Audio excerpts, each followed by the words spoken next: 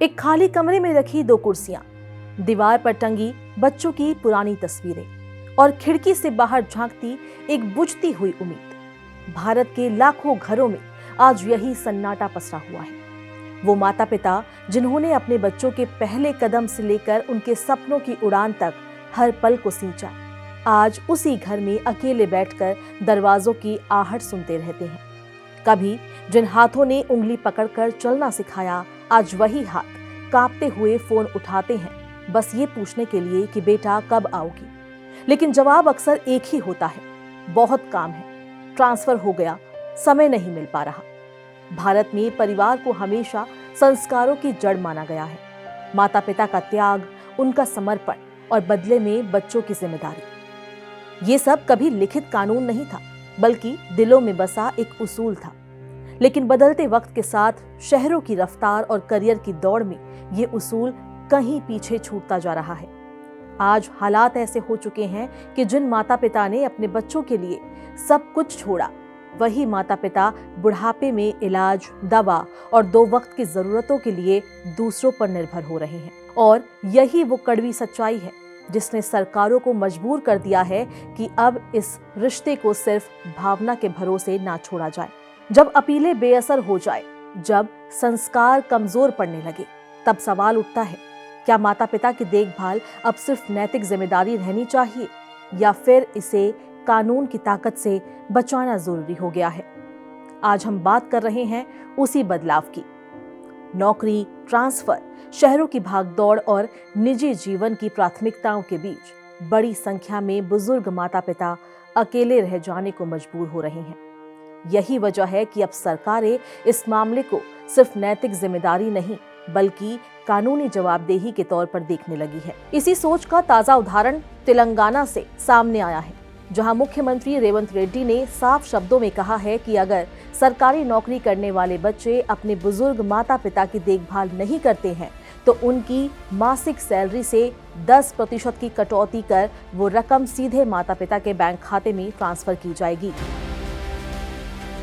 ये बयान सिर्फ एक राजनीतिक घोषणा नहीं, बल्कि उस सामाजिक बदलाव का संकेत है जिसकी चर्चा अब देश भर में शुरू हो चुकी है। तेलंगाना का ये प्रस्ताव अचानक सामने नहीं आया।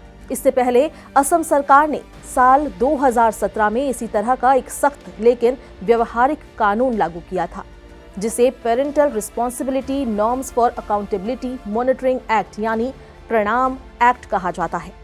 इस कानून का उद्देश्य साफ था, सरकारी कर्मचारियों को ये याद दिलाना कि नियमित वेतन पाने के साथ साथ उनके सामाजिक और पारिवारिक दायित्व भी हैं। असम में ये कानून इसलिए लाया गया क्योंकि वहां लगातार ऐसी शिकायतें सामने आ रही थी कि सरकारी नौकरी करने वाले लोग शहरों या दूसरे राज्यों में बस चुके हैं, जबकि उनके माता पिता गांव में अकेले, बीमार और असहाय हालत में रह रहे हैं। कई मामलों में ये भी सामने आया कि बुजुर्गों को इलाज और रोजमर्रा की जरूरतों के लिए दूसरों पर निर्भर रहना पड़ रहा है, जबकि उनके बच्चे हर महीने तय सैलरी पा रहे हैं। शुरुआत में तो असम सरकार ने सामाजिक अपीलों और चेतावनियों के जरिए इस समस्या से निपटने की कोशिश की।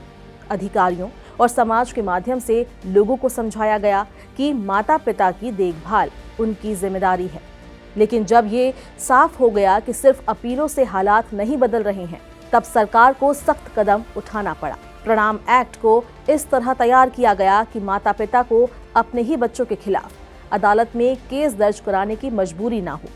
अगर किसी सरकारी कर्मचारी के माता पिता की अनदेखी हो रही है तो इसकी शिकायत माता पिता खुद कर सकते हैं, रिश्तेदार या पड़ोसी कर सकते हैं, या फिर स्थानीय प्रशासन भी मामला संज्ञान में ले सकता है। इसके बाद जांच सरकारी स्तर पर होती है और अगर आरोप सही पाए जाते हैं तो कर्मचारी की सैलरी से तय हिस्सा काटकर सीधे माता पिता के खाते में भेज दिया जाता है। भारत में बुजुर्गों की सुरक्षा के लिए पहले से ही maintenance and welfare of parents and senior citizen act मौजूद है। ये कानून लगभग 2 दशक पहले बनाया गया था ताकि कमाऊ बच्चे अपने माता पिता की देखभाल के लिए बाध्य हों। लेकिन जमीनी हकीकत ये है कि ये कानून अपेक्षित असर नहीं दिखा पाया। इस कानून के तहत माता पिता को खुद ट्रिब्यूनल में जाकर शिकायत करनी होती है। भावनात्मक रूप से ये किसी भी माता पिता के लिए बेहद कठिन कदम होता है। ज्यादातर बुजुर्ग अपने बच्चों के खिलाफ कानूनी लड़ाई लड़ने से बचते हैं। इसके अलावा अदालतों की लंबी प्रक्रिया, बार बार पेशियां और वकीलों का खर्च उन्हें और कमजोर बना देता है। और यही वजह है कि कानून होने के बावजूद बड़ी संख्या में बुजुर्ग माता पिता आज भी न्याय से दूर हैं। तेलंगाना सरकार असम मॉडल को अपनाते हुए उसी कमी को दूर करने की कोशिश कर रही है। मुख्यमंत्री रेवंत रेड्डी का कहना है कि जिन सरकारी कर्मचारियों को राज्य से नियमित वेतन मिल रहा है, वे अपनी जिम्मेदारी से बच नहीं सकते। प्रस्ताव के मुताबिक माता पिता की अनदेखी करने वाले कर्मचारियों की सैलरी से कटौती की गई रकम सीधा माता पिता के खाते में जाएगी, ताकि उन्हें किसी के आगे हाथ न फैलाना पड़े। सरकार जल्द ही इस प्रस्ताव पर ड्राफ्ट बिल तैयार कर सकती है और इसे विधानसभा के आगामी बजट सत्र में पेश भी किया जा सकता है। अगर ये कानून बनता है तो ये सिर्फ तेलंगाना तक सीमित नहीं रहेगा, बल्कि दूसरे राज्यों के लिए भी एक उदाहरण बन सकता है। तेलंगाना सरकार का फोकस सिर्फ सैलरी कटौती तक सीमित नहीं है। राज्य में वरिष्ठ नागरिकों के लिए प्रमाण डे केयर सेंटर भी बनाए जा रहे हैं। इन केंद्रों का उद्देश्य बुजुर्गों को एक ऐसा स्थान देना है जहां वे दिन भर समय बिता सके, एक दूसरे से मिल सके और सामाजिक रूप से जुड़े रह सके। इन डे केयर सेंटरों में बुजुर्गों को भोजन, बुनियादी स्वास्थ्य सुविधाएं और आरामदायक माहौल उपलब्ध कराया जाएगा।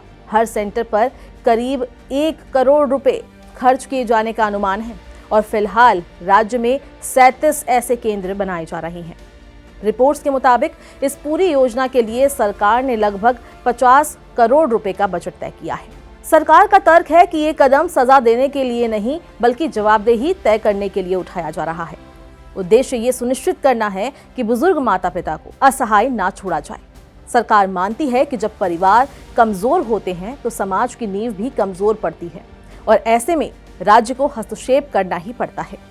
मुख्यमंत्री रेवंत रेड्डी ने ये घोषणा दिव्यांग व्यक्तियों के लिए सहायता उपकरण बांटने के कार्यक्रम के दौरान की थी।